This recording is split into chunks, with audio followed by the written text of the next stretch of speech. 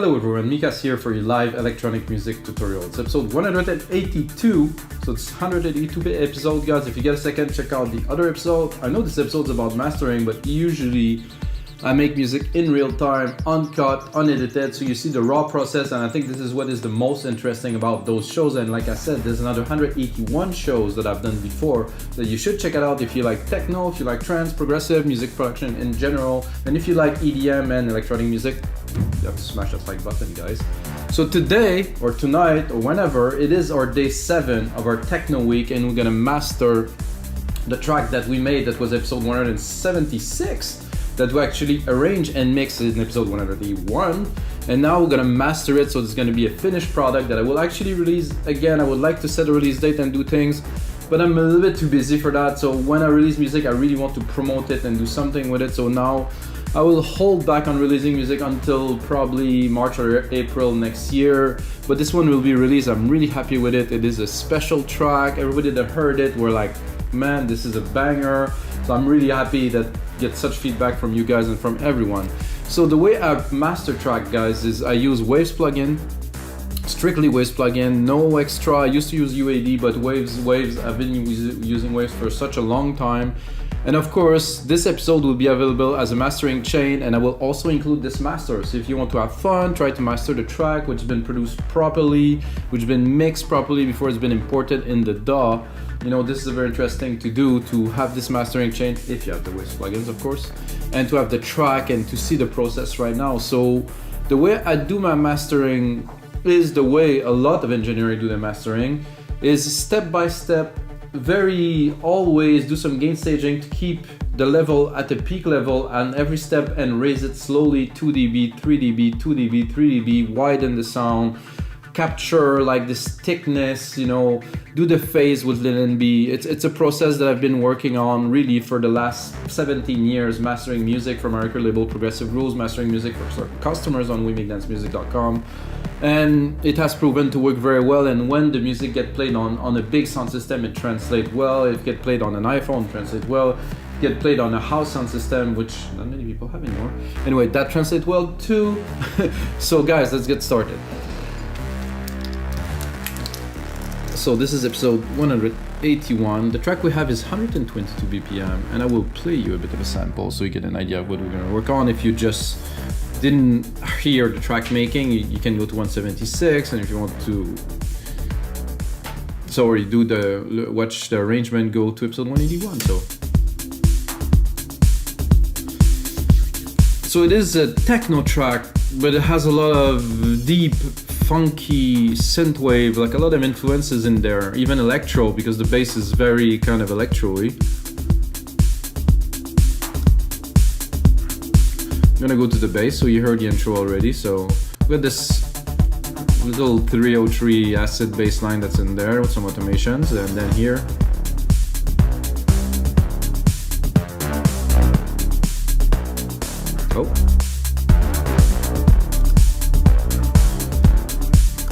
I'm gonna go straight into the first stage because it's already here, guys. So there's an auto gain on this equalizer, and I'm using it only to gain a little bit of volume.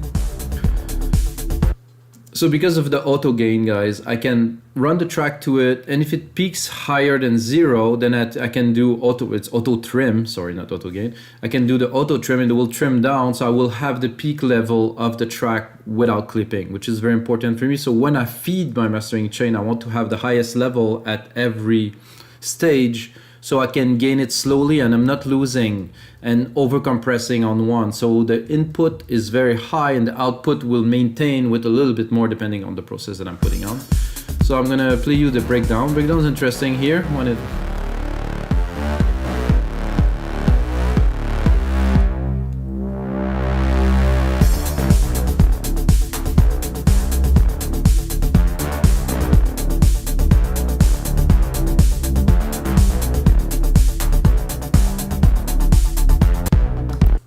So guys, this is the track. I think it's well mixed. Can see right away there's not much peaks anywhere. It's not very loud. We have a lot of room to work on. So I have 5.3 dB of gain here. I don't know if I will preserve it, but I think so.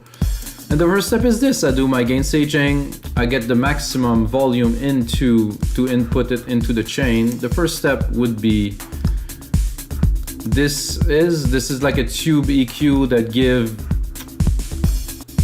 to me a little bit more. There's a stereo image in this plugin that is different. It just I don't know, there's a better focus in the stereo field, and it does bring a little bit of warmth. Not a lot, but still. And then I'm going straight into a linear EQ, which I use if I need to. I think in this track it will not be necessary. The track has been mixed by me, so you know, when I mix my track, this is my flavor. So I don't need really to enhance it. Sadly, I cannot visualize the output of this, but I can see here that I have 1.5 dB of space. That means I'm peaking almost at zero, so we're good. We're gonna continue. Then I go into a L2, just a bit. So the L2 is to trim the peaks. So let's say we have some peaks here, maybe some crashes, something that are going a bit overboard. I want to contain them a little bit. Why do I want to do that? Because after that I'm going into a LINMB, and the LINMB will equalize the phase, and if I have those peaks, I will not be able to reach the volume I want. So doing it step by step, I'm able to slowly increase the volume, diminish the peak, and make like a nice thick sandwich of submarine of sound that will be where it should be without too much mustard, that is. So this here, I'm gonna check how much attenuation I get here, 0.5, so I can bring it a little bit more. I would say 2.2 here. The goal here is not necessarily to raise the volume too much, and I told you about this here, auto trim. Because I do auto trim here, I have to check on my chain here again. 1.2, I can do a bit more.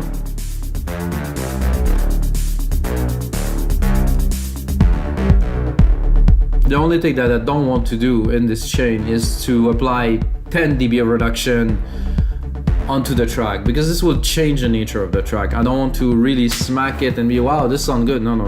You have to be gentle. So I'm gonna take a part that does get all the element in there, like here probably, to be able to really feel the kick and every time that I won't have it. I think the kick is a bit much. The kick needs to be tamed a little bit. I'm gonna do that with the LINMB here. So I have here a threshold, a master threshold, and I have a threshold for every channels too. So this is quite important, because I can really now decide to go in the low and really affect it or not. And I wanted to tame the kick a little bit, so the kick is gonna be in between these two.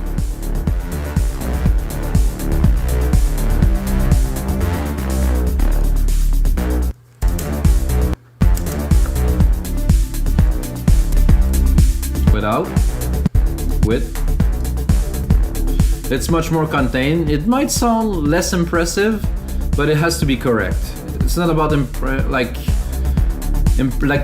a lot of people say, impressing the client. You know, it's not the point here. The point is to be correct, and the track to translate well in all sound system.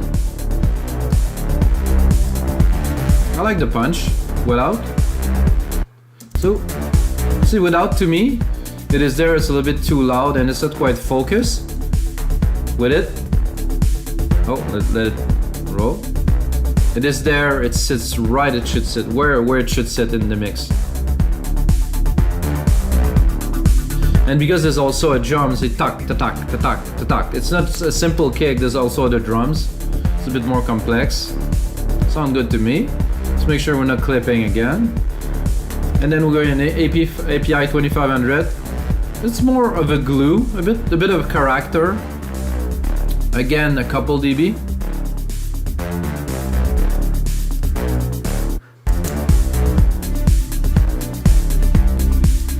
See, this one put things into focus a little bit more. Then we're going into a console EQ, which we don't know we're gonna use, but I think the thing is, like, if I tame the top end with that, I can bring it back a little bit with that, in the sense of bring this crisp, you know, so. Oh yeah, I'm liking that. See, the crisp is there, but it's not harsh. It has this smooth, well, smooth model.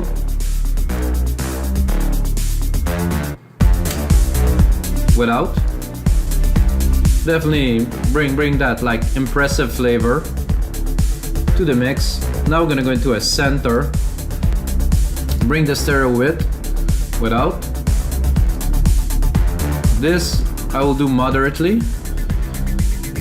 Surely because there's quite a bit of reverb onto the main element, and if I go wide, I can really kind of feel the room. I think it's exaggerated, and I don't want this. Again, do the gain here a little bit. No clipping.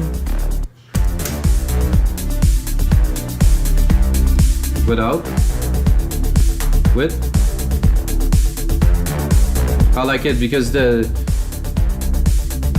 main element, the bass main element, kind of splitted, and it has this present in both ears. As if I remove it, it sound like a bit like not so wide and like rich. It just sounds like it's there, but it doesn't have the quality. With this, oh yeah, definitely next level. I got a Kramer tape, which I will not use. Then we're going to the master SSL Comp a little bit. Again, not too much. This will glue the mix further. So with photo release, attack 3 millisecond, threshold very open, again 2 dB, maybe 2.5 dB of reduction, like, which I cannot see because it's analog. Zero makeup. Without. With. Oh, this glued the low end and the bass nicely. And then I'm going into another instance of LINMB, which are really tight opto mastering. That would just contain some part of the track, but again I affected very lightly. So I will not. This I won't. So without.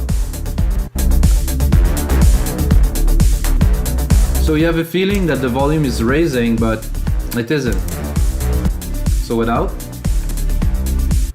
With. We're not necessarily raising the volume here. We're focusing the high end, the mid lows to be really where they belong. But it sounds absolutely sick. Then we're gonna do L316, but it always depends where am I at with the loudness here. I'm still low in loudness, so I will have to use this a little bit to bring it to, let's say, minus 10-ish.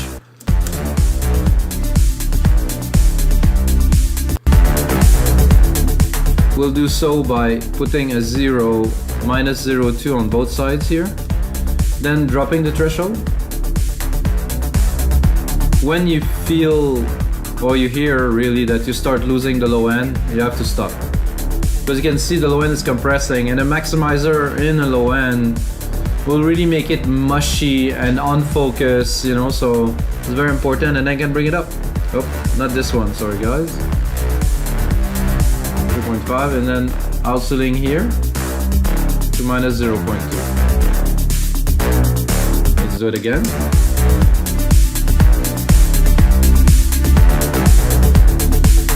So even knowing, I think I would give it a little bit more. So now we're good.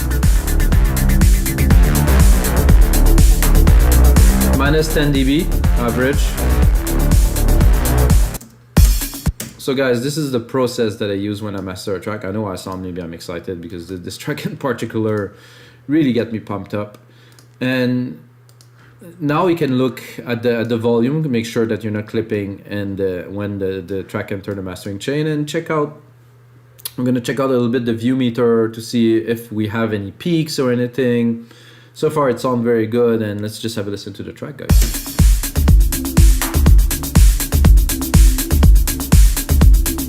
I like the low, very focused, a lot of really good definition. Still have some dynamic range, you know, it's not just all peaking constantly.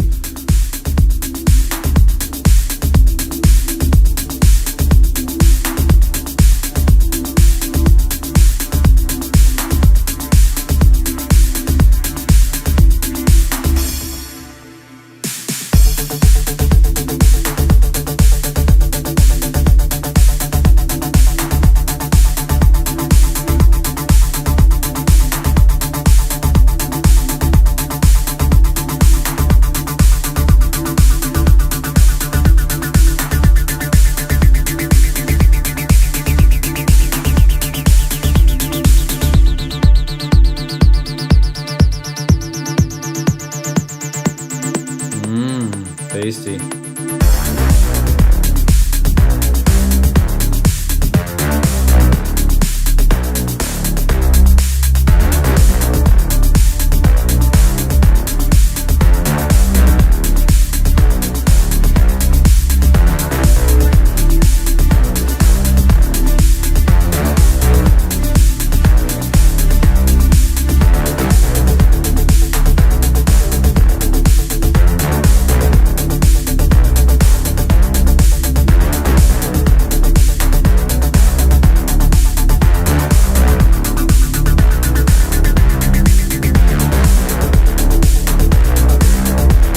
Not much to say here, guys.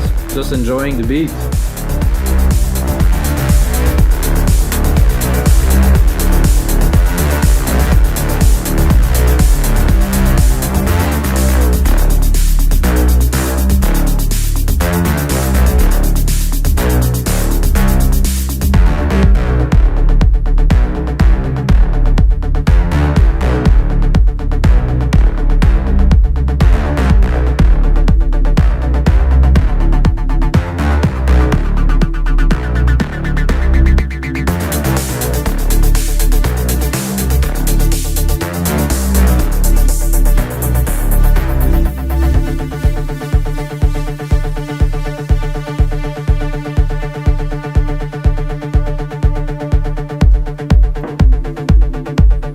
That would set the tone in a nightclub, I would say.